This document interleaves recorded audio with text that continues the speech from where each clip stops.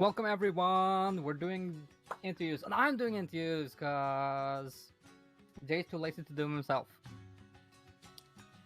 That's the truth. That's the whole truth, and that's nothing but the truth. Yes. That's how it's gonna be. I was too lazy this week. I have a list of questions, so I'm gonna ask every question. So it's gonna be a speed round. No, we're gonna go through everyone as we can. So I will ask questions from the people, of the people, with the people. It's gonna be a DM edition. The DM is answering today. Yeah, you're gonna reveal your secrets.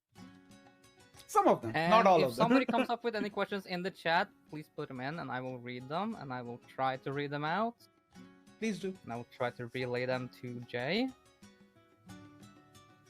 as best as I can. Alright, do you feel ready to reveal your secrets? Okay, I am. Okay, here's James one. Okay, James. Oh, all right. I know you know the question from James, but yeah. But so here's the thing. It is very important that it's James one because James was our guest player of the fortnight. Yeah. So it's a good place to start. Yeah, well, the question is good too because you play as a DM as mostly, but you play. Every DM wants to play their player characters too, so he asked if there's any alignments you find most intriguing. Like every alignment has like their niches, or are the alignments that important? That is a very good question. I think yes, alignments are important because sometimes you do have to draw boundaries. You know, you have to make sure that even as a player or as an NPC, you have to set up your morality. And once you have set up your morality, once you have your own set of code on which you work on, and I think everybody has that, because everybody grow up in a certain environment, certain certain people, and all of this influences your personality. Nobody's born in a certain way. We are all like lump of clay who get molded by our environment, our teachings, our surroundings, the kind of people we live around. So yes, alignment matters a lot, but it is hard to structure people in a certain alignment. I have characters which can be chaotic good and lawful good as well, depending on the situation. But going for somebody who's truly neutral is something very intriguing for me. Is somebody gonna play, because I never saw somebody play truly neutral. JJ, I'm gonna be very honest with you, and I haven't tried myself. None of my NPCs or my player characters are truly neutral as well, because being truly neutral is like you haven't been affected by any surroundings. You have had no bias. Yeah, you have had no bias affect you. Being lawful good. I think the only thing you can do to play truly neutral is be driven by money, and that alone. Or somebody, I think, somebody who can. I think some people are on that spectrum where they cannot be affected by anything, like completely apathetic, completely. I think you have to be a very certain kind of sociopath to be a neutral, like true neutral. Yeah. So that is. I hear people trying to play neutral and they end up being, I think, more chaotic evil, because they think like you're neutral, so you're more harsh, and then they end up going into that more. I would say they end up in any of those evil spectrum when they try to play neutral. So it is not easy. I totally understand with that. And hi Thought, welcome. Thank you for the question. If JJ saw it and tried to fit in, we will answer. Yeah, let's shove it in right now. Okay. What was your DMing experience like, and what advice do you wish you would have followed? My first DMA experience, definitely it was a one shot, and I think I over prepared. Um, I'm somebody who thought players would do, like, run through things, but their process was much slower than what I thought would be. I still over prepare. I still think that we may end up doing a lot more than players end up doing in a session. It is a good thing as a DM that you always have preparation ready for what is coming in future. But don't rush your players. Don't freaking rush your players. Let them take your time. And when you're doing now, I think I'm getting more proficient with one shots. To given that how many one streamer one shots we are doing here, um, I have found that sweet spot that okay, this is how I can keep this one shot in 3 hours, and it's been easy. But yeah, in campaigns it is still difficult. You don't know when players will surprise you and rush through your things, or they will they will just cannot unlock the door and take 2 hours to open it. So it's a thing, like, as a DM, don't rush it. Don't try to force your will or your preparation upon players. Let them run on their own pace, and you just sit back and enjoy. And when they need you, be there for them. Be their I fan. think you're very flexible too when it comes to like the DMing, because you're like, okay, if your players are taking too long, then maybe you're like, okay, we're gonna skip this bunch of mobs right here. I'm just not gonna show them to you. They don't exist. Because everything that you have planned exists only in your head, so the players don't know. And like, okay, they're rushing through things. Here, have a boss fight. There you go. Yeah, I mean, like, so you think so that I'm if you're rushing through things, I will throw a boss fight for you. But that boss fight always existed. Yeah, but like you have that in your back pocket. Like, okay, if they do go rush through things, there's gonna be some badass guy that's gonna just halt them for a second. And we're gonna have fun with that. Oh, Polo, that is very sweet of you. And yeah, I really take those comments to my heart, JJ. Thank you for saying that. You're either dedicated to a moral framework, I speak for the trees, or you shy away from morally impactful actions. That is I mean, if you are dedicated to an amoral framework, then you are definitely evil, isn't it? Thought? What do you think, JJ?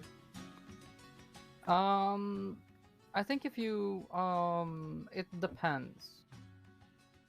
But if you're thinking it from like the question of neutrality or neutral, then it's very hard to still do that neutral thing, because if you are being a protector, if you are like dedicated to that framework, maybe that framework is asking you to do something that might be evil. Your character is not necessarily evil, but they're gonna be very quickly to sway that way. Yeah, I mean, it's very easy to tip that way. It is a very tight rope to walk, because one way to be neutral would be you don't care about anything. Then why are you playing the game, right? If you don't gonna participate, then why are you playing the game?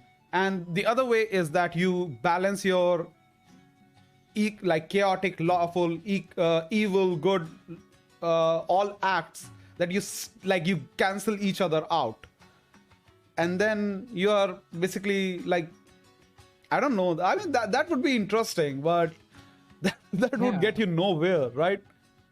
But I haven't played that much D&D. Amoral. Amoral. He said amoral, not immoral. I think we got it right. Got it wrong. Sorry. No, I got it. Not impacting others. Yeah, but that's what I meant. Like, if you are not choosing a side, then why are you playing the game? I had this kind of experience as well, where players straight up told me, "Why are you giving us quests? So many quests. We don't want to do it. We just want to explore." I'm like, "Why the hell are you playing the game then?" But yes, the group that didn't want to go out of the tavern. I'm sorry about getting that wrong thought. Yeah, please, JJ. So with the alignments, do you think? So the D&D universe is more. It's a lot about developing your character and a lot of your journey. Yes. So do you think like you can evolve your alignment? So do you think an evil character can switch to a lawful good. This actually happened in the same campaign that I was just talking about, where they told me that they don't want to do anything. Just a second. I'm so sorry about this. My phone. I forgot to turn my phone off. But yeah. And so, very importantly, do you think Hjalmar will go full evil? How long will it take? Okay. I mean, you have given me challenge to make you cry. So I'm looking forward to that. Yeah. Maybe that will be the route. I'll make Hjalmar do unforgivable actions and push him towards the dark side. He will be my Anakin. I think I need more personal time with the character to get more into it. Because as of now, I'm not like invested into my character. They're like, okay, I'm part of this thing, and then you can throw it away. So give it a bit more time, and you can pull the heartstrings and make the tears come. You did such a good job with the descriptions though of the visions. So that was awesome. Thank you. That was close. Thank you. Coming back to the question about changing the alignment, there was this player who decided to play lawful evil, and so I threw them into this flurry of situations where kids were dead and somebody was asking for their help, and if you were supposed to be evil, you would be like, I don't care.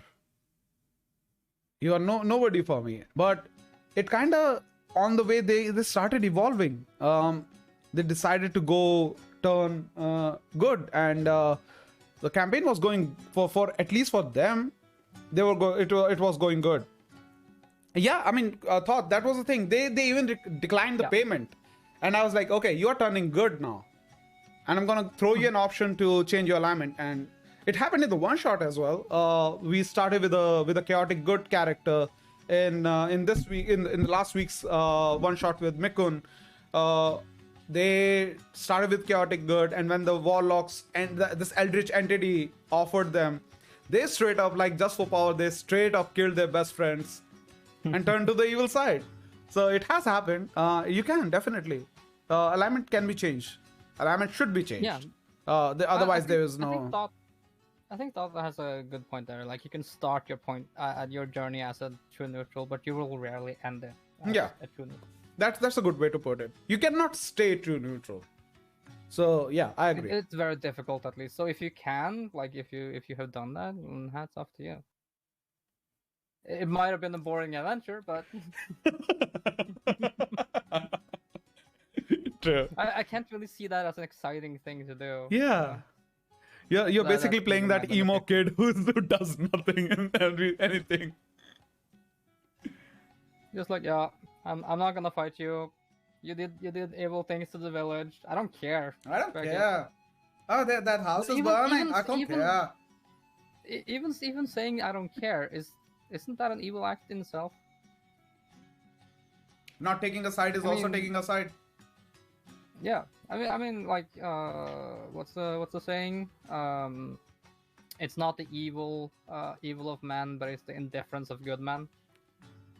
Perfect way to summarize that. I think it was something like that. Yeah.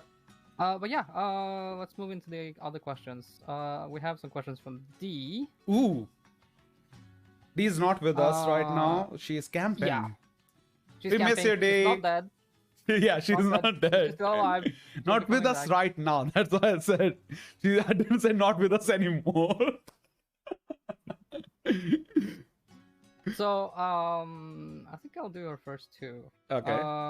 Because we've done alignments and stuff, so we'll do. Okay. So her question is, when did you start D&D? Like, when did you start playing D&D? When did I start playing D&D? I mean, to be honest, if I have to say when did I start getting into role playing, I think I explained it to you a few days ago as well, that it was me being 5-6 year old, having a lot of miniature figurines as toys, and I started making a town with them and giving them a god and all that stuff, and God had to do Herculean events. That was basically my first TTRPG kind of a solo adventure in my own head. But if I have to say when I got into D&D specifically, I think it was around 2012, 2014. I saw it in a movie or something, and I was like, hey, this is cool, something I can get into. And I started researching it. 5e had just come out, and it was easy to understand. SRD was free, available. That's how I got into the game. I started playing with my cousins, then with some local friends. It didn't pan out. So it was for 5-6 years. It was like on off, like once or twice in a year kind of a thing. But then COVID happened, and that's when I actually got into this stuff. That's when I got like started looking for people online. It wasn't a very pleasant experience to start up with, but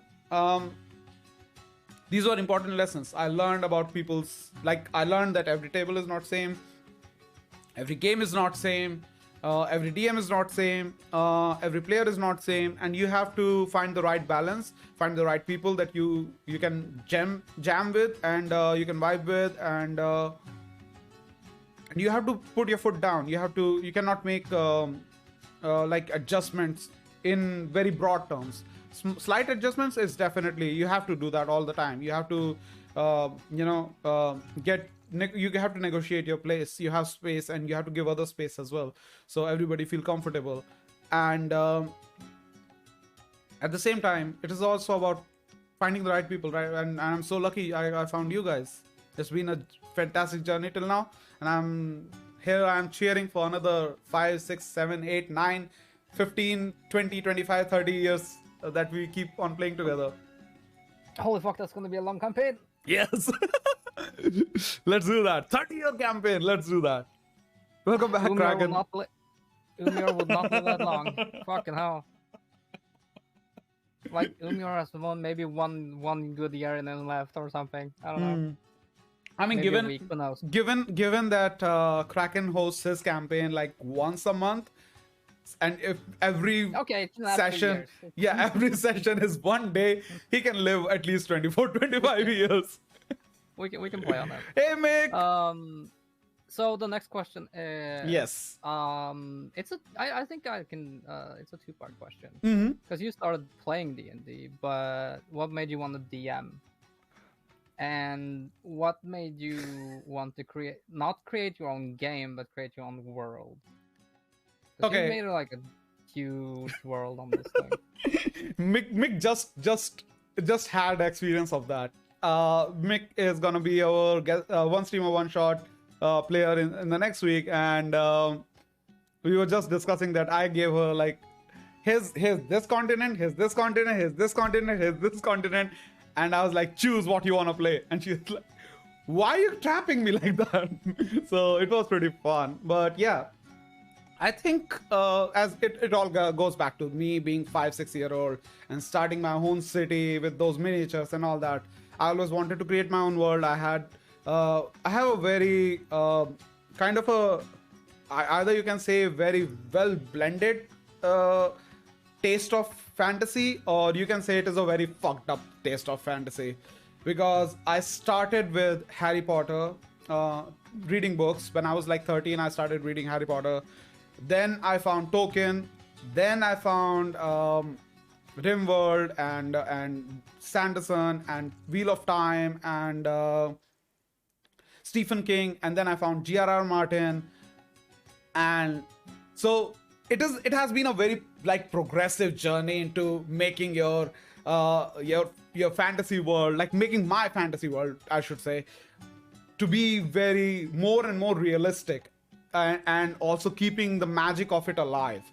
So I don't like switch, like, okay, I'm not gonna go like full J.R.R. Martin and say magic is just an illusion in my world. I love Tolkien's magic. I love Harry Potter magic, and no, you're catching me off guard. So sorry. But yeah, so I blended all these inspirations in my mind, and it has all helped me to. And also, I'm a big fan of mythology, so I want to do those kind of heroic events and all that.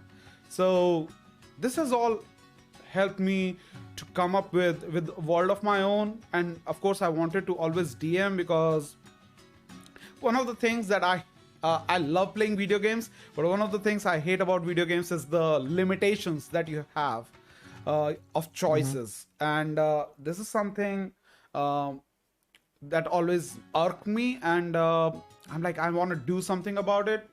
When you are the DM, you can do something about it. So I try to create a world which I never get to play, and this is just unfulfilled desires. I'm living through you guys. You mentioned heroic battles. Yes. Avi has a question. I was gonna start with another one, but we'll start with this one because we went into it. Is there a monster that the party has just been steamrolling through, and you're like, fuck it, I need to give this, just bump his HP a little bit? Yeah, it has been. It has been sometimes. There was this battle where they were fighting like a party that gone rogue kind of a situation, and party did like it was in the second arc and of the first campaign, and they did like 100 HP of damage in like one round. One round, and I was like, okay, so these guys are not gonna survive for 3 rounds, and so I bumped their HP a little. It has to be done sometimes. It has to be like sometimes DM is perfect. No DM is gonna be making the flawless battles every time. So sometimes you have to adapt. Yeah, and I think it's good to do like a little bit of flexibility there, because like if you plan for that battle to take a little bit longer than maybe 1 round, then it's probably more fun for the others too if you just fudge the numbers a little bit. Fudge the numbers a little bit. Sometimes it is okay to let the party steamroll, because I feel like it is good that they come up with like ingenious ideas to defeat your monsters or enemies that you created for them. It is something really creative, then you have to reward them. But at the same time, if they are just punching and they are just smashing, if they are just fireballing, then you need to come up with something, that okay, yeah, you did good, you rolled good, let's just say that you rolled good, but that was just luck, so I'm gonna tip the luck a little bit on the enemy side as well to balance it out. Yeah, like not necessarily that they are all powerful, but they last a little bit longer, so you can maybe smash their face in a little bit more. Smash your face a little, or if you have hyped these enemies for a very long time in the story, then they should live up to it, right? Yeah. Let's get into one of my questions. Right. Oh, yay! DM has interviewer has question. Yeah. So you have you played D&D for a long time. Yes. So during all that time, what's the funniest moment you've been in? Oh man, that is a hard question. There have been a lot of. Is it a moment that you've created or a moment that somebody else has created? I mean, there have been a moment where in Kraken's campaign where I just derailed the whole campaign in one session and didn't let people do anything. There have been one moment where I literally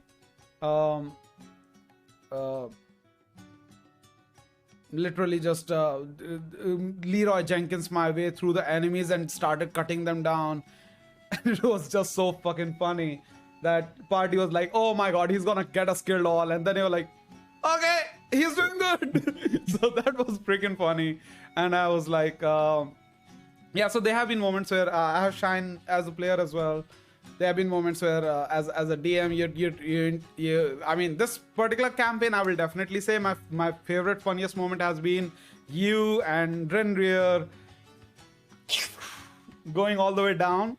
That was freaking amazing. And then rolling bad. That was the best part of it. 1, 2, and 3. You fucking wanted to catch me. fuck? You know, why? Oh, that was freaking amazing. And that was the thing, like you guys were doing it, meeting this NPC that I've created for you guys that I really wanted you to meet, and You were then so hyped for us meeting this character.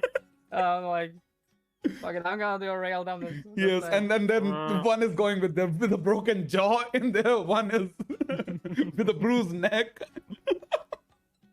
this was perfect. But yeah, this has been, I would say, for this campaign, this was my favorite moment Mhm. till now. Let's see. We are just starting. Yeah. See, one of Kraken's things. What's the favorite weakness you created for an NPC or PC? Favorite weakness? Yeah, it's easy to make strengths, but can you make Yeah. them weak? I definitely agree. Creating flaws are always the most difficult and realistic part of creating a character. And favorite weakness? That's a very difficult question because I have done a lot of good stuff in that manner. All of my some weaknesses have been really fun for me. I think I always love trouble seekers. I always feel like those who do not seek opportunities, but they seek trouble. They seek ways to harm themselves. Kind of characters are always my favorite. They are the real chaos demon, and I really like. Desaster has a thing like to get laid. He will do anything. He will to impress girls. He will get into the most ridiculous kind of troubles that he cannot win. He knows that he cannot win, but he will get in there. And not just impress girls, impress boys as well because he's bisexual. For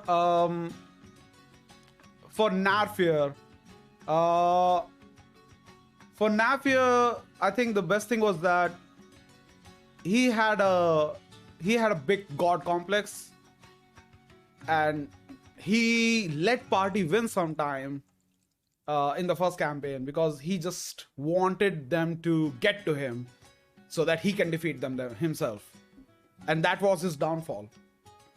So yeah, these kind of things where people gamble against themselves is the best part of my I think that kind of hubris is my favorite weakness.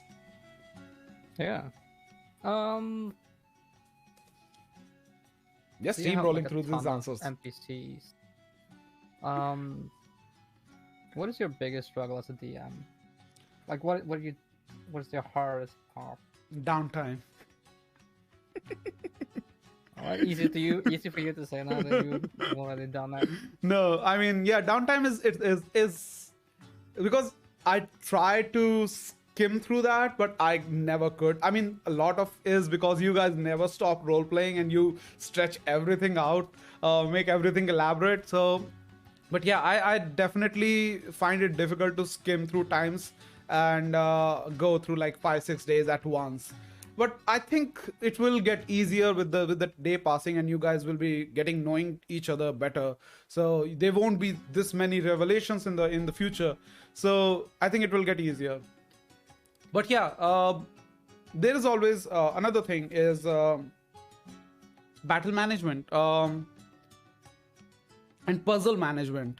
Like sometimes you feel like players will steamroll through this, and 4 hours later everybody's going and then sometimes you feel like, oh, this is gonna be a real tough fight, and then you find out natural 20, natural 20, natural 20, natural 20, and then you're like, okay, I will roll 2 natural 20. Oh, that's a natural 1. Yeah, you win. Yeah. Fun.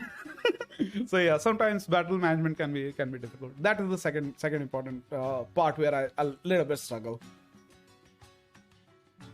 Yeah, I think like managing those things, and I think like the downtime also, like you have Avi and Zenix who are insanely good at their RP, and like you give them a day and they're like, fuck it, we need to fill this day with something.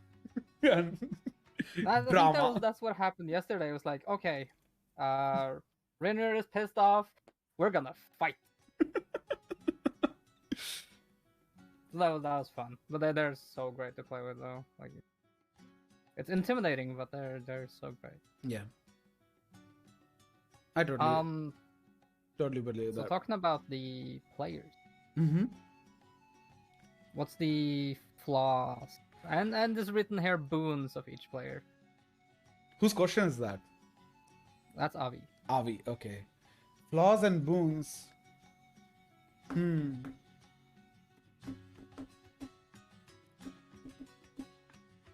I really like one thing in the first campaign. Dabir's love was both his strength and weakness of his character.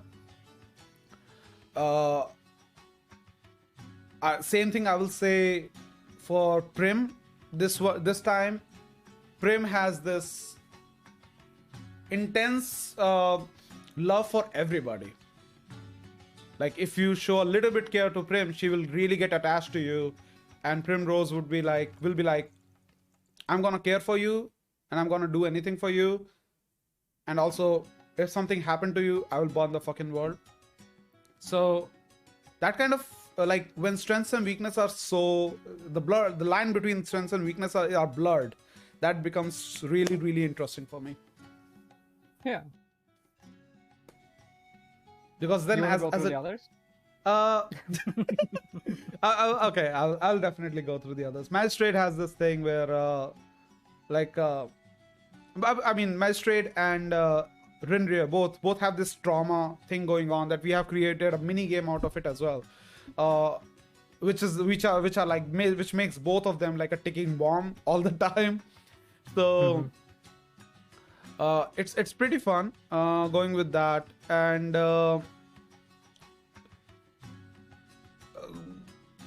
Yalma has this whole thing about, like, you are amazing at making that character work as a novice kind of a guy who is 100 years old, but he's also still novice about everything, which is quite endearing, to be honest, I would say.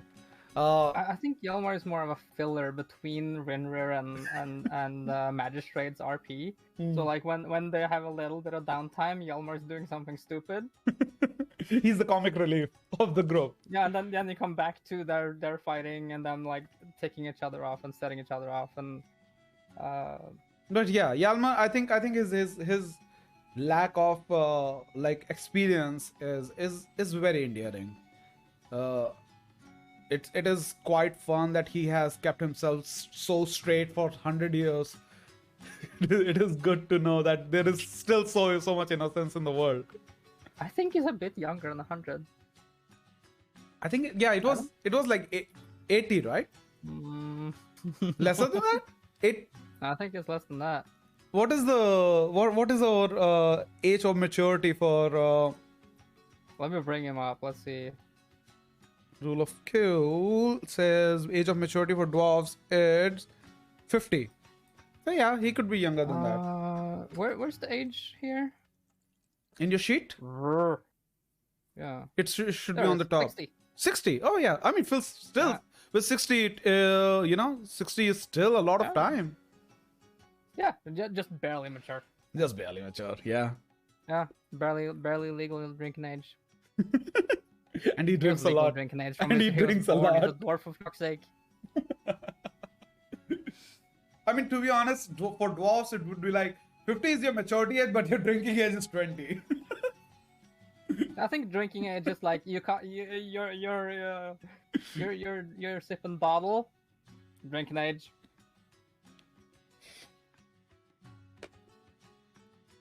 True.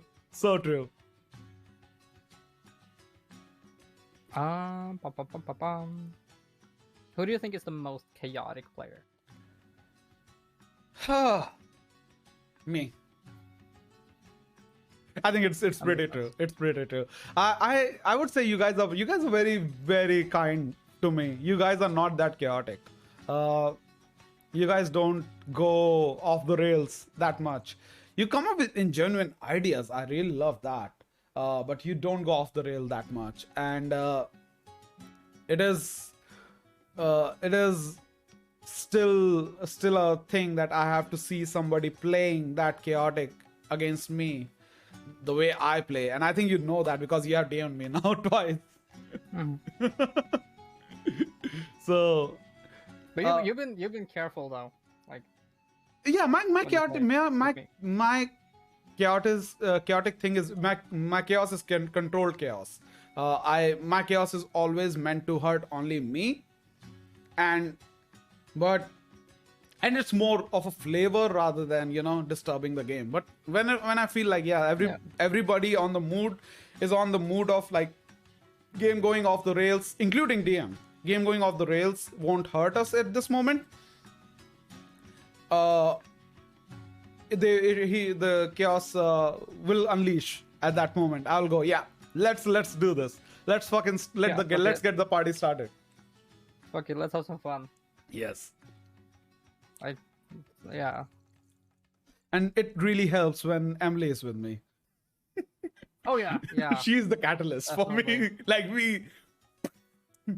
it's like sulfur and bad shit That will meeting be together. interesting though, having both you and Emily in my thing in the Blades. Yep, it will be amazing. Yeah. I won't talk too much about that. Yeah. Let's do another Kraken question. Okay. Go ahead. What classes hold your favorite subclass? I'm not very I don't have very specific mechanical bias, to be honest. Which one do you think is like the most fun to play? Or would be? I mean, I made Monster Slayer fun, so that itself is a thing. But yeah, trickster clerics are always fun. Like chaotic, if the subclass itself has a little bit of chaotic tendency, that gives me the tools to work with. So that makes it easy.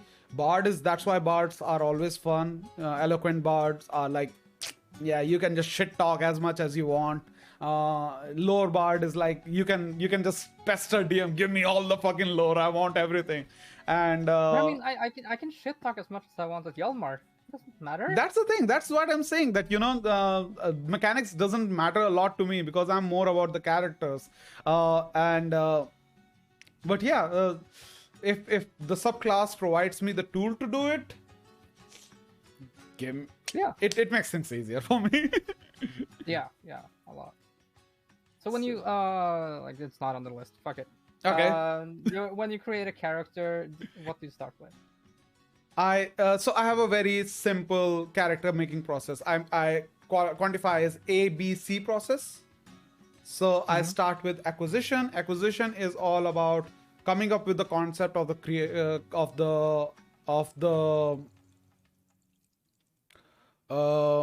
concept of the character, of the personality. Is my character gonna be grumpy? My character gonna be pranky? I'm gonna be very serious kind of a person. I'm gonna be like very careless kind of a person. Am I gonna be somebody who cares a lot about his family, who loves a lot, who has somebody for like really care about, or is he looking for somebody who he want to fall in love with? Something like that. I need to come up with the idea of this character, what they look like, what their personality is like. Are they always eager to help? Or are they looking to make money? These kind of things. I think it goes hand by hand. That B comes in as well play when you're doing A, acquisition, and then B is background. What their family is like, what kind of friends they had, what kind of world they live in. I mean, world is more DM thing, but I can come up with like what kind of city they live in, what kind of, and this is where I usually get my DM involved. Like, give me a little bit about the world, what kind of city you're giving me, what kind of like places I can choose to live in. And if something fits into my vision, I will just adapt my I will just tinker with my concept and set it into DM's world, or I will work with something myself. Once acquisition and background is ready, A and B is ready, C pretty much takes care of itself. C is class. So yeah, because then you know like what would be the reasonable thing for them to do. And like if I'm training to be a super soldier, then I'm definitely gonna be like somebody like Witcher, right?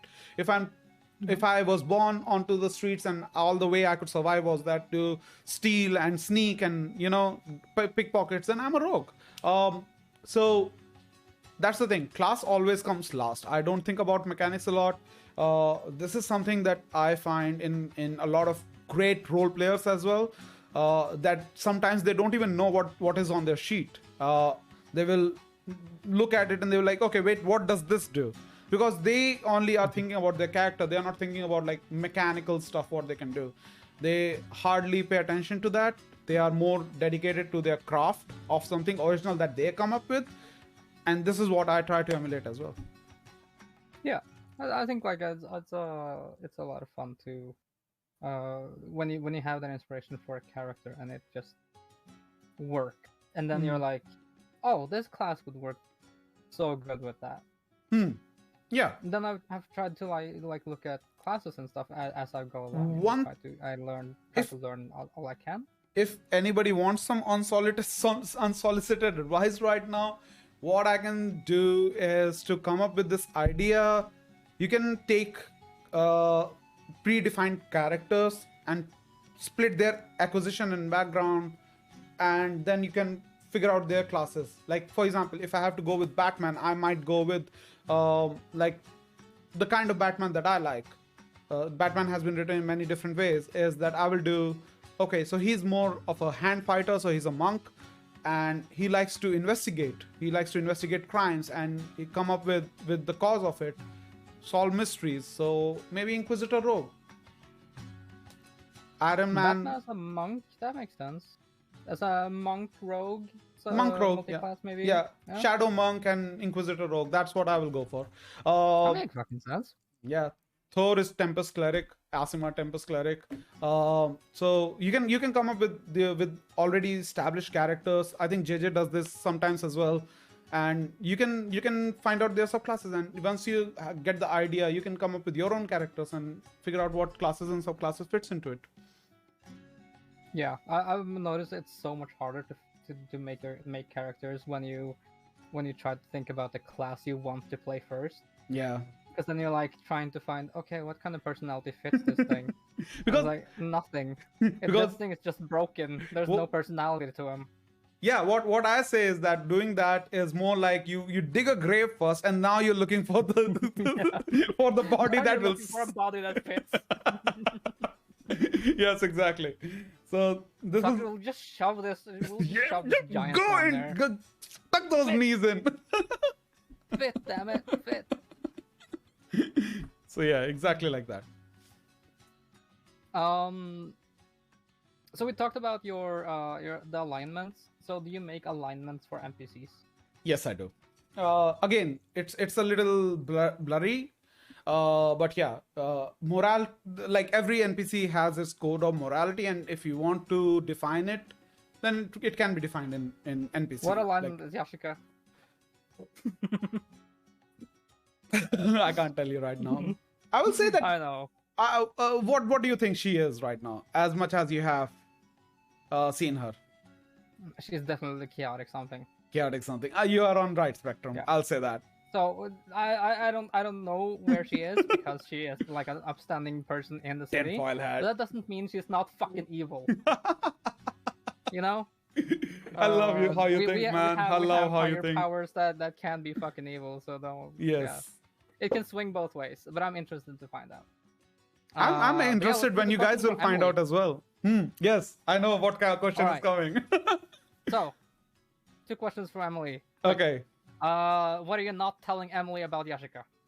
Oh, okay. So you're telling Emily like everything. She's your secret keeper. But she's my secret keeper. She's my lore keeper. One thing. One thing I haven't told her. And here's the thing, Emily. I'm gonna give you a little bit more to tease right now. I have told Polar about this now, but I haven't haven't. I'm not gonna tell you because here's the thing. Just gonna be so pissed. But I'm not gonna tell you because here's the thing. Polar is definitely not gonna be there when this will happen. So, but you can be, and I want you be. So when her secret will be revealed, please be there to find out. That's kind of the feeling I got around Falmo, is that Falmo is somebody that you're gonna bring back around the time when you're gonna figure out more about Yashika. Yeah. Yeah. No, okay. I mean, depends. All right. Emily's other question: Who is your favorite character, and why is it Falmo? Okay, my favorite character is Ulukano. Why it is Falmo? I have to think about it. But here's the thing, because Falmo can become Ulukano. Oh no, nothing. But no, right now Ulukano is definitely my favorite character because he too has a history that is gonna be playing a big part in the campaign story. So I'm looking forward for that. If I had to choose player characters, oh boy, that is a difficult question because it's like choosing one of your favorite children's. I'm not gonna lie to you. You just revealed like a cobweb right now. Like imagine. Okay, so imagine, Ulukano has this thing with Primrose, Primrose has this thing with Ulukano, they have been fucking on the regular basis, they've been bumping bits, and Primrose hates Falmo. Because, like, so if you reveal that Falmo was Ulukano all the way along, or Ulukano was Falmo, it's gonna rip Prim apart. No, fuck it, retired, done. I was just joking about Ulukano being Falmo because the way Emily, sentenced a question, structured a question, not sentenced a question, but I said that because there is a cryptic answer there. Why I said that? The answer is disguise self. Something like that. But yeah. I can't choose one of the player characters. They are all important and they are all very, very dear to me. Even killing them would be very important for me, very, very dear to me. So that will be a thing. But yeah, I think every player character is important. I'm more of that writer. I can choose one of my creations, but choosing out of your creations is very difficult. Mm-hmm. So yeah, but right now, Ulukano is definitely one character that I'm keeping my eye on, and the role that he's gonna play in the upcoming events of the campaign is gonna be freaking amazing. So now we've had 2 episodes or 2 sessions. Mm-hmm. One where I've been gone and one where D has been gone. Yeah. And it's been completely different both times because it like you notice when somebody's gone. It's just something's not the way it should be. Yeah.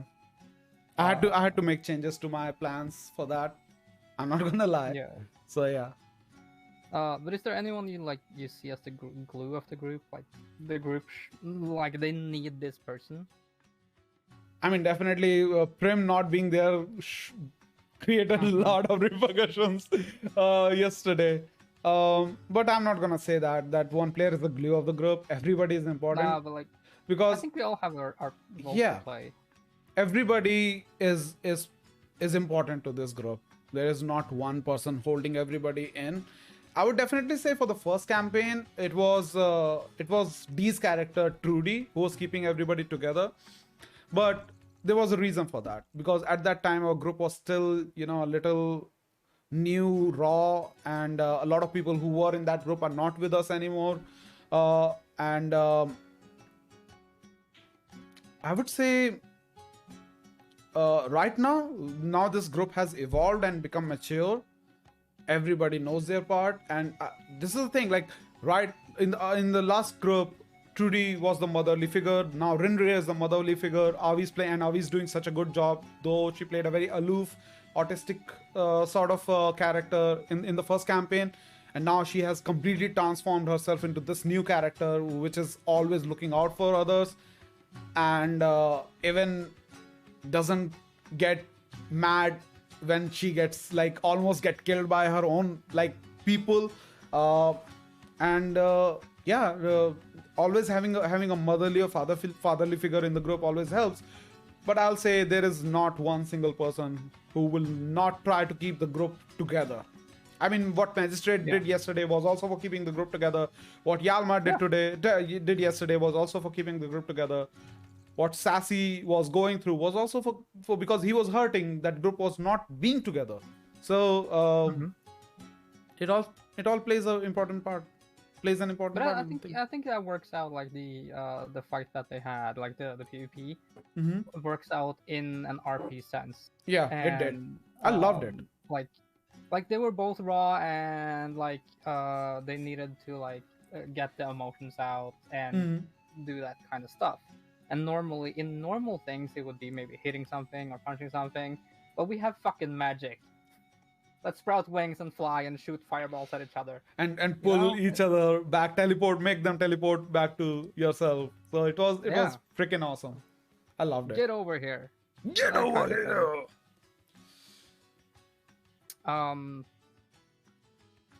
So yeah, I think like the different characters have all of their things, but I think maybe Prim is like keeping the group more channeled, more focused on one thing. Because I think we're pretty scattered without like we need that guidance kind of thing. Yeah.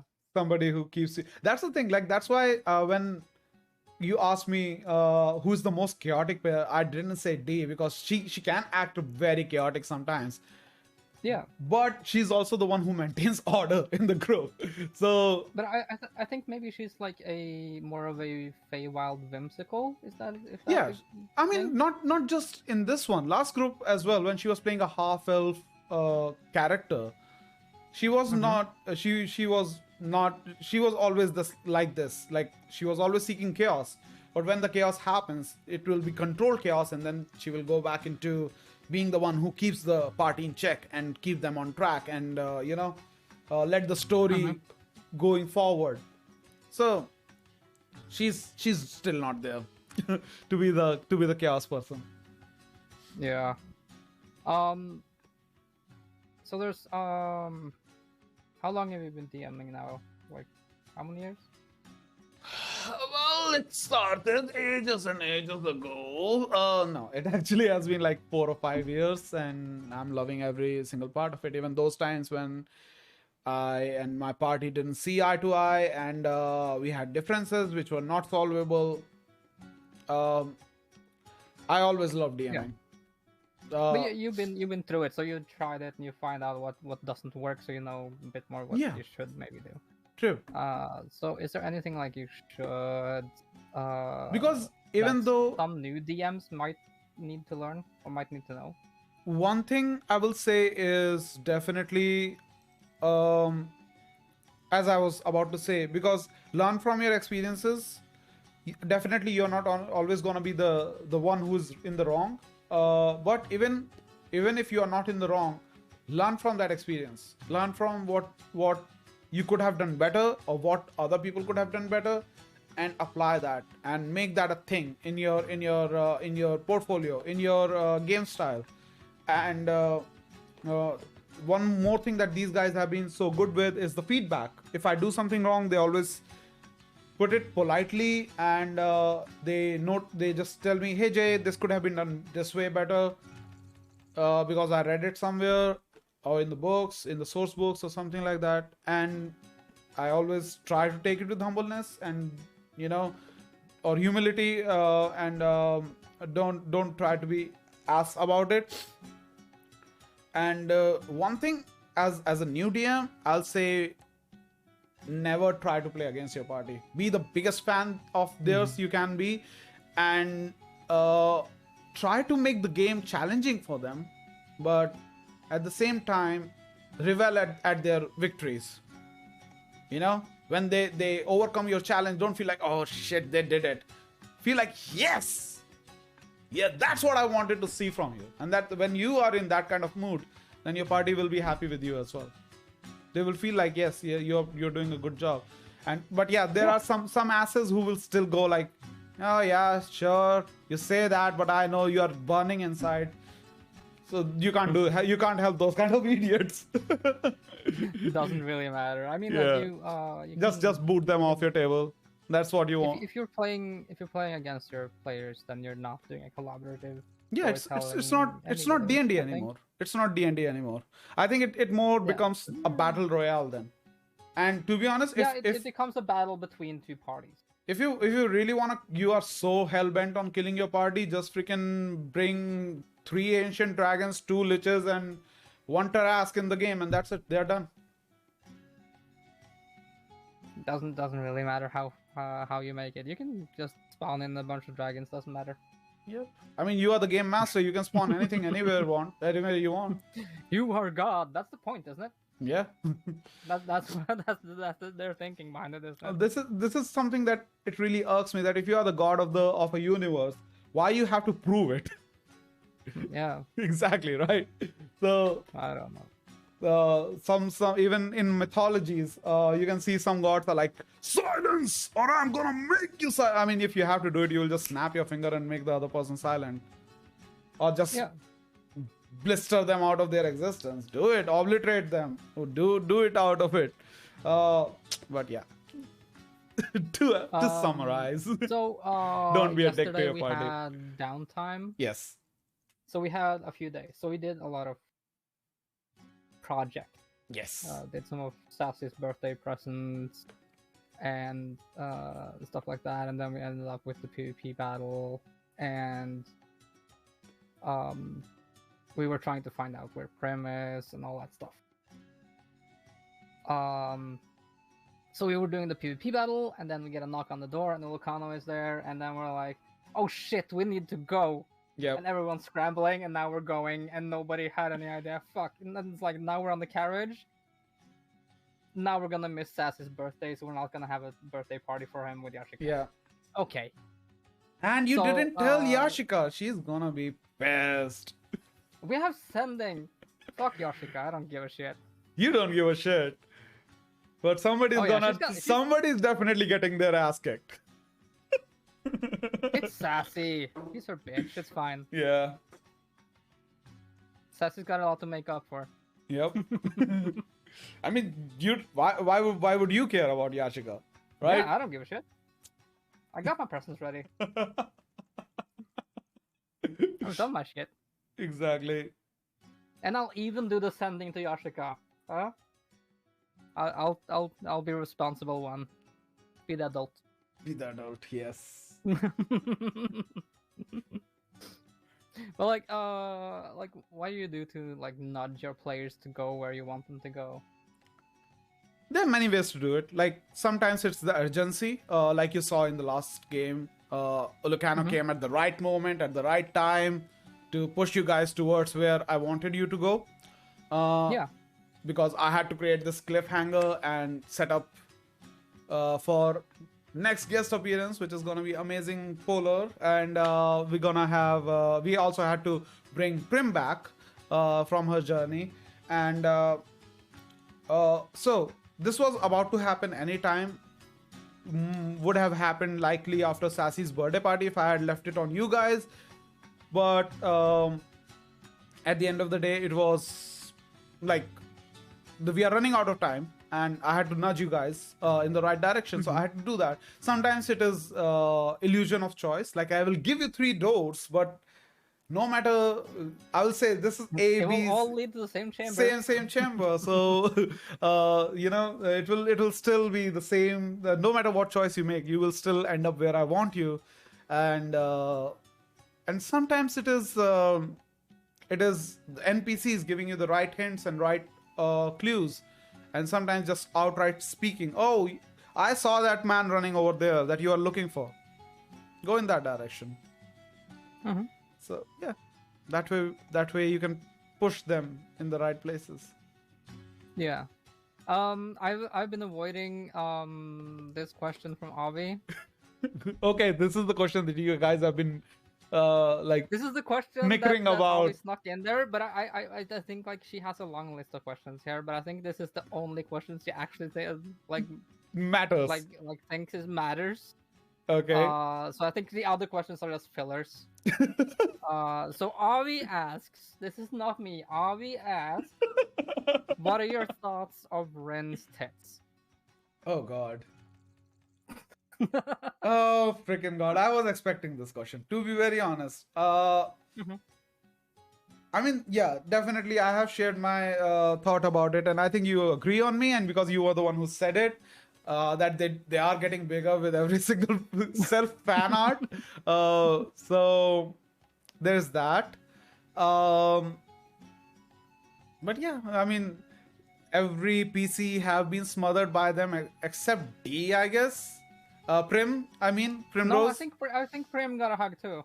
Prim got a hug too. I think so. Yeah, Yeah. I think we went through like the list trying to figure out who was up next. Yashika. Yashika has her own package as well, so it will be a battle. But yeah, I mean you guys can tell better than me then, in my opinion. No NPC have got love from Rindir, so I can't tell so anything about it. I don't know. So, all the players have their quirk. Mm-hmm. We're all weird. Yes, you are. I love that. What's your favorite quirk? That of your players. Oh God. Again, you guys are making me choose out of children. I would No, say like, it's not about picking your favorite player. It's about picking something that you think is most funny. but yeah, I mean, I think we can say that. Prims being over dramatic all the time, Renrir being drunk. Drunk Renrir is the best Renrir. Yalmar just being the man child that he is when that man child comes out is the best Yalma. Magistrate. Oh, I think Magistrate being normal is his fault. Yeah. So when Magistrate is normal, it's so awesome to see Magistrate, or when Zenix does the glitching voice and acts into those voice changes where it's like, this is a robot. Now you're like, he can have a normal conversation, but then he switches up to those robot quirks where his tone of voice changes and all that stuff. That's fucking good. Yeah. And I mean, we are still figuring out Sassy, so I won't say anything about Sassy right now. I'm still looking for that. What his core could be. It's our bunny bard. It's a bunny bard. But that's just his mechanics. That's just his mechanics. He will find somewhere to stick his carrot. I mean, he already is sticking his carrot into the magic shop owner. Free magic shop items for life. For life.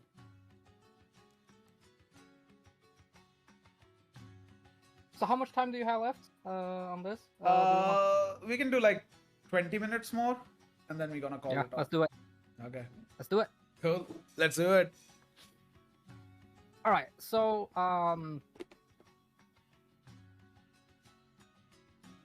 this is a question from me again. Has there been a reference or some clue that the group just totally didn't get or just misunderstood? References, this has been a lot. I do a lot of references in my game, and people miss them a lot. Thank you, Lisa. There was this, I would say it's the largest one. So I sent this party to this like hamlet, which was also like a a, a collaboration or a settlement of circus artists. So um, they were a settlement and they were also a circus. And when the party arrived there, nobody came out of their houses.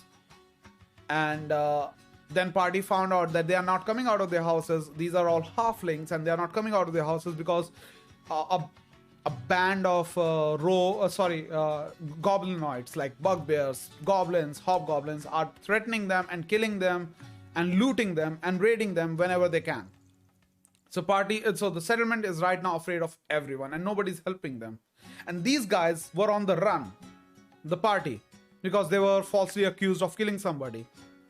And party gets there, and it's like they have a perfect hideout. They can hide here because nobody's coming here, but they also have to help people over here to get rid of this bandit clan.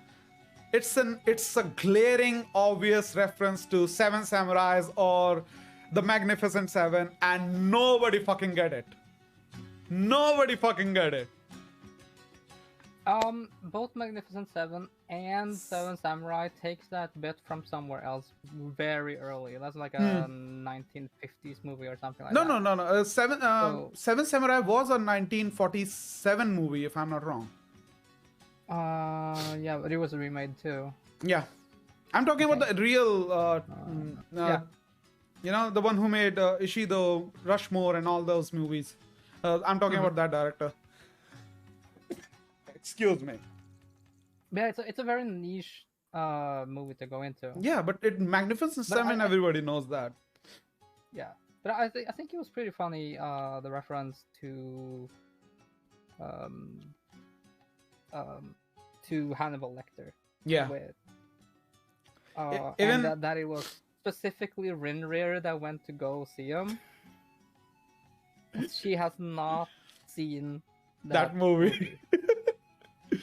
It was amazing. There was even in the first campaign, the second arc was taken like pretty much instead of vampires, it was werewolves, and I totally paid an homage to the Midnight Mass.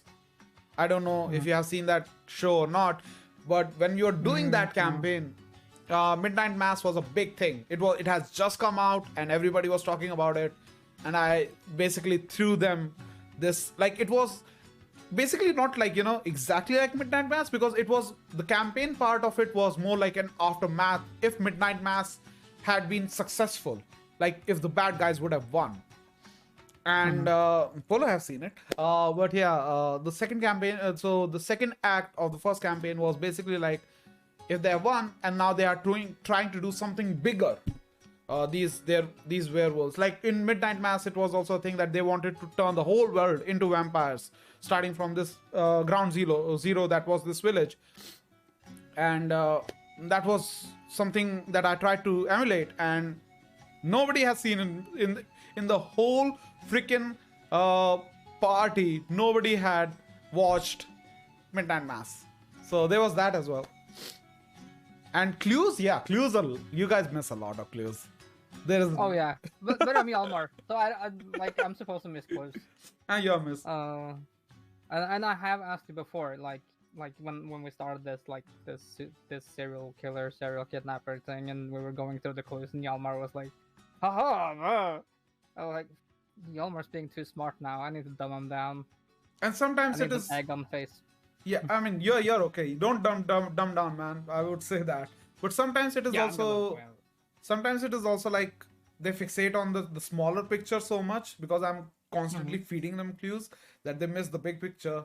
And that's what happened with W. Like, they were so fixated on the identity and of this goddess who was traveling with them that they forgot. When the real thing hit them, it hit all of them like a wall of bricks. And so it was pretty fun to give them the reveal. Okay, you knew that this was a goddess, right? But you didn't know her story. So here's the story, and it's gonna hit you in the face. So it was pretty fun.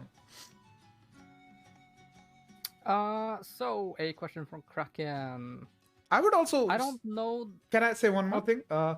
I will also say I have given you guys clues about uh, Yashika's secret. Nobody have paid attention to that. No. Okay, please tell me the I'll question find from. out. So the question, I don't know the reference here, so, I'll just read it out to you. That's a weird wording. Vale family. Oak Whale family. If I don't. Vale family. Absolute terror of a family. Who made it more of a thing? Dear Emily. What? The wording in the question is very weird. Can Kraken is in the chat? Can he reword that again? Kraken, can you ask the question? Because the way it's written out, who you made the whale family, an absolute terror of a family, who made it more of a thing, dear Emily. So it's a bit weird. Oh, Kraken. If you can type it out how you wanted it to be, Kraken, that would be awesome. Yes, or maybe break it into like smaller questions. Can you ask another question till he does that? Yeah. Let's do that. I have a question. This is important. Let's do that. Can the players hire the doddles to join them on their adventure? Oh. I tried yesterday. You tried yesterday. I tried. I mean, I was actually expecting you guys to hire them as the stewards of your house, caretakers of your house. It would be cool to have the doddles around, but we don't have the room for them. Can we have an attic? Yeah, sure. I mean, you can build that live stuff. In? That would be awesome. You can extend the house. You already have stonemason hired for a forge. You can have them build 2 extra rooms in the backyard. Yeah, just knock down the side wall and just build another room. Yeah, or give them different quarters. Why not? Yeah. You can do something like that. That would be cool. That will be cool. Yeah.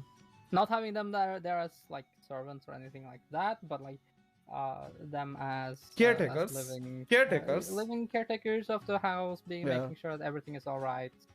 But I think like for a player, like for me, the biggest concern would be we are out and about, we come back, the dolls are lying on the floor because we are the adventurers causing mischief, and they're getting the brunt of the damage. Oh, that's gonna happen if that's the case. Could be. Because it's gonna be so tempting to you to do that. And I would hate you for it. You fucking up the doddles. I love the doddles. Makes sense. At least I do. Tinfoil hat. Tinfoil hat. Yeah. I always have my tinfoil hat on. I have it double strapped and triple packed. Fuck off. Love it. When the oak veil was made into this chaotic mess around the world, who was the one who made it the most chaotic and having it happen in your mind? Okay. I would say Oakwell family is pretty much an equal collaboration. And like Trudy's, like Dee started with Trudy, and she came up with like this rebellion mother of hers who went against her family and decided to marry a human, and then M came along and gave that bit of story more flesh and more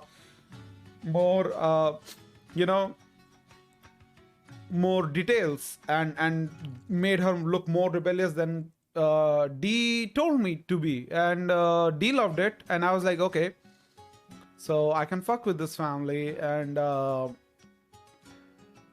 when we came up with Ulucano, I was like, he's a big shot, he's a big noble in this city, they are the other big nobles in another wood elf city, there has to be some connection. There should be some kind of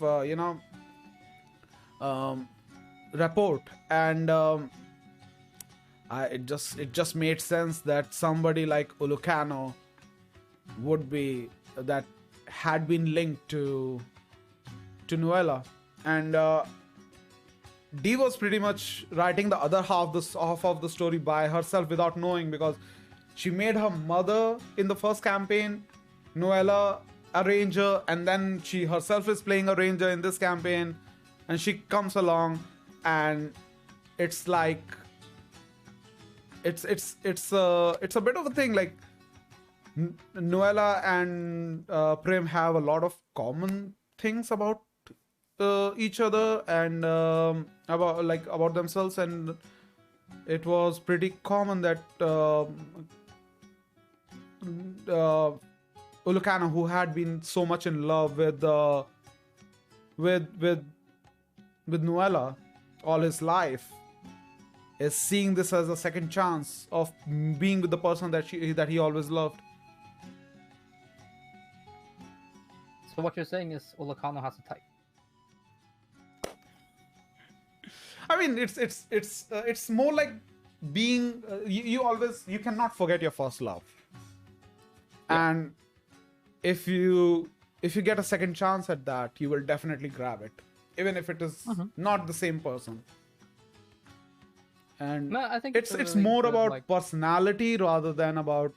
I mean, if Prem was playing the same character with any other different race, not an Elvish race, but any other different race, I think Ulukana would have still be smitten by her.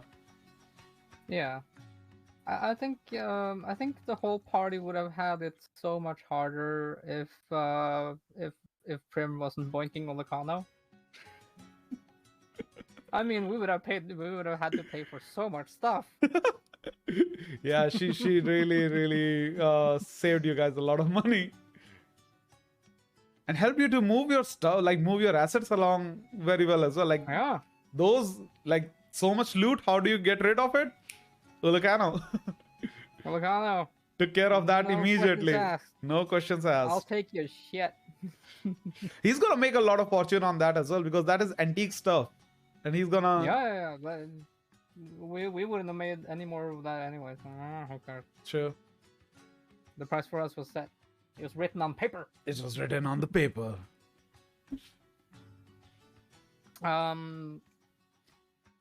So we have talked about the players, how you deal with the D&D, and how you DM. So a question that Avi has, what's the most annoying mechanic to deal with in D&D? And I think I can add to that and ask, is there a mechanic that you've just been, fuck this shit, we'll do something else? Fuck this shit, we'll do something else, is definitely, I would say, defining like everything by just roles. That shit I'm not very fond of. Like, here you make like, oh, you look like a goat, give me your money, and DM is like, make persuasion check, 32. Yeah, he loves that you call him a goat, and you know, he gives you all the money. That doesn't make sense. So I don't like the whole idea of like defining everything with just die rolls. I hate that. And wouldn't that be an intimidation check though? Wouldn't that be an intimidation? I mean, if you're extorting somebody, he's not actually being extorting. He's not being intimidating. You know, but it's more like you're. I mean, I'm not gonna go into poetry right now, but yeah, it's more like you're trying to beg out of it. Like, please, can you look like a goat? Please give me your money. So let's add a please in there. There you go. But so it will be a persuasion check. But here's the thing. So I don't like making everything about die. This is one of the reasons why I was looking for a mechanics to make exploration more fun, more interactive, more immersive, rather than just doing, you know, something out of like, you rolled 18. Okay, so you go there, you found droppings, and following the droppings, you find the animal, you track the animal, now kill it. So I definitely want to do more stuff which feels immersive, which makes characters and players feel like they are actually doing something instead of just rolling die. Rolling die is fun. That is always, I agree with that. But there should be more than just rolling a die. Rolling a die should be like a little bit of intense, more adding to what you performed than doing it other way around. Or making die I think like maybe is the soul mechanics. Maybe for the instance of the calling the person a goat, and you're persuading him. I mean, he might still give you the money, but he will fucking hate your ass because you called him a goat and you're taking his money now. Maybe he's gonna stab you. Who knows? True. I mean, it can open something. Yeah. But I mean, I think maybe not making the roles all powerful. True. Is that Yeah, that's the thing. And secondly, if I have to choose one really annoying mechanics, concentrations. I always forget about that, and it is difficult to keep track of it. And concentrations, and all kind of conditions that apply to players, and you have to keep track of all of that. Sometimes it gets too much in my head. So it's annoying, but it's important. Yeah. It's very important in the game. That's what makes game real. So I wish there was a tool which could have made things easier for me. But that's why I like the thing, like, okay, I forgot something about my character. That's fine. That's on me. Yeah. Like I didn't remind the DM that there was something that could have happened or something I was resistant to. Yeah. Fuck it, that's my fault. Yeah, I mean, if player owns it, then it's always good. But if players are not owning, it's a learning experience. Exactly. Well, sometimes players also like to cheat. Yeah, sometimes players just forget because the fight is so intense and everything, and they are like, "Oh shit, wait, I had to do that," and it happens. This is the thing. It is a hard thing to track.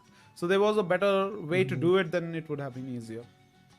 Yeah, but like as a player, you're tracking your own character sheet. As a DM, you're tracking like 15. I use the rings thing that I have found on Tabletop Simulator, but sometimes there is no ring for that kind of situation or condition. So then it becomes harder. So there's that. All right. Last question, I guess. Last question. Yes. Fuck, I need to find the question there. That's good. It has to be good. It is the last one. If somebody slaps a question in the chat in like 10 seconds, you'll get it in there. Nothing. I mean, they are 15 seconds behind, so. But yeah, go ahead. Sassy's question. We have had guest players join. Who do you think has added the most interesting bit to add in? Ooh. That's not wording the question exactly as Sassy has, but who's like added the most intrigue? Who's most like done like, because you're trying to shake up the party, you're trying to do some stuff. So who's added the most intrigue and? I mean, if you're gonna put like who's gonna put lot of intrigue in, then that's gonna be an easy answer. Emily has been always that person because she's like Emily's chaos. Emily's chaos, and Emily knows everything about the world, so she can use all of that to affect you guys, and she knows what's going on, what's coming up, so she has the foresight to work as a DM and think like a DM when she's playing a PC. So she has that power. So it won't be fair to compare her with the others. But the most like favorite guest player is also like very difficult. It's like choosing the same question. It's like choosing one of my players thing, because when Zenix was a guest player, he was really good. I gave him a character that was already an established NPC and has been the most featured NPC in the campaign, and he made something good out of it. He did it so good. Then Yuke is always a treat to have. Yuke is just freaking amazing. He's such a good role player and just slips into the role, makes it his own, and gives me something really good to work with. Who Who else? James has been fantastic as he has joined us in this campaign. As like, it was easy to work with him. It was fluent, and it was he was very understanding with what party had to do and what he had to do. It would have been fun to have him wed Talashta rather than having his brother, but he chickened out of that, right? It's okay. I understand. But yeah, it's been fun. It's all of them are amazing players, and it's always a treat to have them. Actually, I didn't think we would go through all the questions, but we only have one question left. Oh, then do it. Let's finish it. Okay. So the last question on the list, we have kind of skipped between everything. But the last thing I can find here, integration of new players, new party members. So that will be you. Like, it's a really hard thing to do. It is a really hard thing, and right now it's got to be you and Xenix. Xenix, I would say off the table, it was about understanding the table's decorum and etiquette, because we were expecting, I think it was a little bit of my fault as well, because I was expecting him to know everything, because he had been a player as a guest player, and he's Avi's boyfriend, so he has seen us play in the first campaign, and he was always around. So I thought he would know everything about us, but that was a slight on my end. I wasn't, I should have talked about this to him. And we talk about it, and he has been so understanding and so mature about it, and we had a very good talk. And now look at him, he's a fantastic addition to the group, and I'm so glad he's the one I chose to replace somebody who was not working out at all. I was always have to say that there are like experienced role players, they are innate role players, and you always fall in the second category. And even without knowing the system, without knowing the game, you understood that playing the character was the most priority thing, and you worked in it. And of course, you are a great person as well, just like Xenix, and you slipped into the party like a glove, and it's been a fantastic addition. I am thinking of making the whole number of the party to 6, but as I said, I'm not gonna haste or try people without any connection or something. Me and DA were actually joking about that it has to be my girlfriend or something, but that is never gonna happen. So we will see who will be the 6th player, if there will be. But I mean, as integration go, it was such a good thing. Go ahead, that you Kraken. did the integration with Hjalmar. With he was going to be the guide for the party. That means that the party wants to have him, even though Hjalmar fucked up. They ended up tracking him anyway. But that was an integration, so now they have a connection together. So it's very important. How did you do that with Magistrate? Magistrate, because Magistrate was starting from the sessions 1, so he was on the same square where the other players were. So it wasn't like so I had to play with forming anyway. So he was from the beginning. But definitely, as a player, it was a new thing for him. These 3 always knew my gaming style, what was about to come, what was supposed to happen. I actually played a Session 0, or Session 0.5 with Kraken and D only, which was like a prologue to the story, and where the whole unicorn thing happened. And so these players were already aware of what to do, how to do, and everything. And they were. But yeah, as I said, Xenix was very accommodating and very understanding to how our table works, and he didn't mind what we were saying to him, and made adjustments, and we made adjustments according to him, and now we are a good group. We are gelling well, and we are oiling well together. Yeah, it's honestly intimidating to play like RP with them, but they're so good at like trying to include you, but leaving enough room so that you can back out. And Avi did so good with my initial thing, with like, okay, we're doing something. Okay, now we're hanging back and we're forming a connection so that Yalmar and Rinver has this Yeah. connection together, and that really helped because I was nervous as fuck. But you did so good They're though. so freaking good.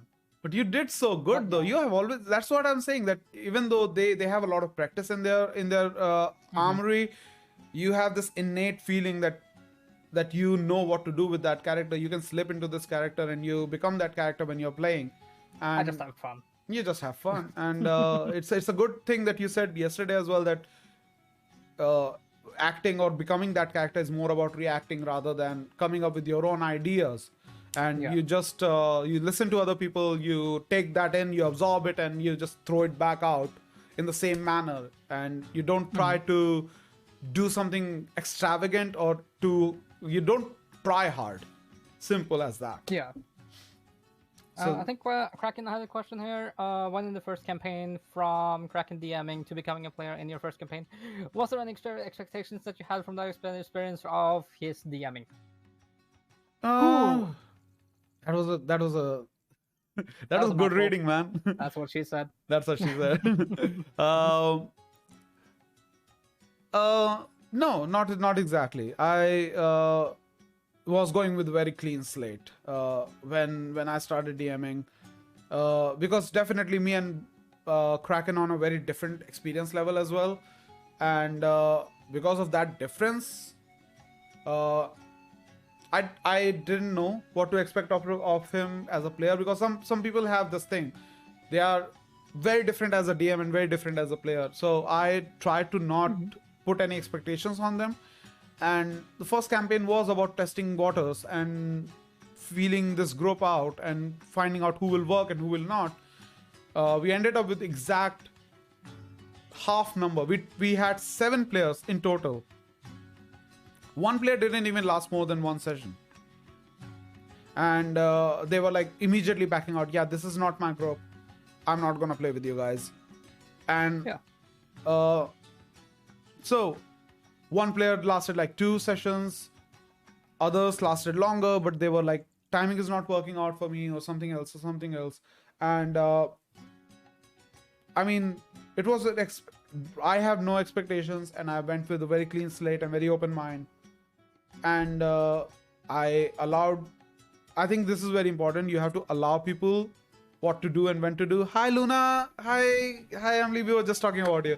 And I let them do their things, and of course they were doing it in my world, so there were some restrictions here and there, but usually I let them be and let them evolve their character in their own way. And it was fun, and I think it really helped me to get where I wanted to be, and it really got us to this amazing place where I know who to add more, and I think I made some good decisions in my opinion. So fingers crossed and touching wood. There you go. So you don't hold other people who DM to a whole higher standard? No. I don't. DM should know everything. No, I don't think so. I think every DM has a different style. Some people have a lot of knowledge of the game, and some people don't. And some people like every DM, like DMing is very different as well. DMing is more like an art rather than just following a set of rules. Some people are like that. They just follow a set of rules. They're like, okay, so you go into the jail and then you try picking the lock, roll with your thieves tools. Okay, 15. You open the door. You go in. You found the you found the person that you were trying to figure out, and he's like, oh yeah, you did good. Thank you for helping me. Let's get out of here. I'm okay with that too. I might not enjoy that table, but But like, I think that like you talked about people dropping out and saying like, "Oh, this is not my table." I think maybe that's a bit respectable too. Like they know that, oh, this group I'm not gonna mesh with, so I'm gonna try to find somewhere I do blend in. Yes. Because I don't think everyone mixes with every Oh, table, but that definitely. doesn't mean it's a bad thing. Definitely. This is the thing. Like, this is the thing that didn't work out. Sorry, I just read what Emily wrote. Uh, this is the thing with. I'm so sorry. I'm just We've imagining. already asked your questions, Emily. You have to rewind. Go No, back. I sent the clip to her. We about answering her question. I clipped that for certain reason. Okay. Yes, I'm imagining your face right now, Emily. I'm so sorry. Yeah, here's the spoiler, Emily. Falmo is Ulukano all along, so you've been fucking Primrose. And apparently, Falmo's very flexible. The audacity. I think the audacity is spelled with C, right? Not S. I think so, yeah. Okay. Yes. Yeah, she's really pissed if she's spelling wrong. We were supposed to end the stream like 5 minutes ago. Actually, 10 minutes ago. Yeah, sorry. But I am so happy I kept it going. So I can get Emily's reaction. But yeah, what was the question again? I have no idea.